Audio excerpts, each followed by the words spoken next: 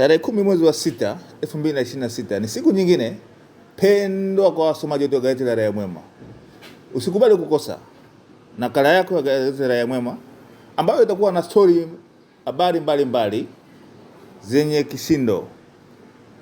Katika gazeti letu la Jumatano hii kutakuwa na habari kuu ambayo ni Spika Zungu atishwa, wabunge wa Toro sasa wacharuka, Waziri Makonda abebeshwa zigo.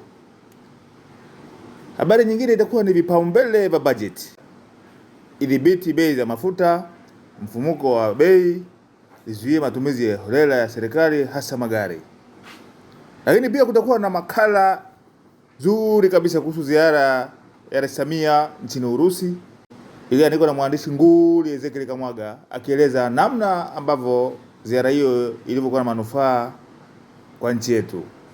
Lakini ndani huko kutakutana na habari za kuhusiana na uamuzi mgumu baraza la mawaziri Tanzania Singapore, kuneemeka kindumbwendumbwe kombe la dunia na nyingine lukuki ambazo zitakuwa zinashenesha gazeti letu kwa Jumatano hii ya leo.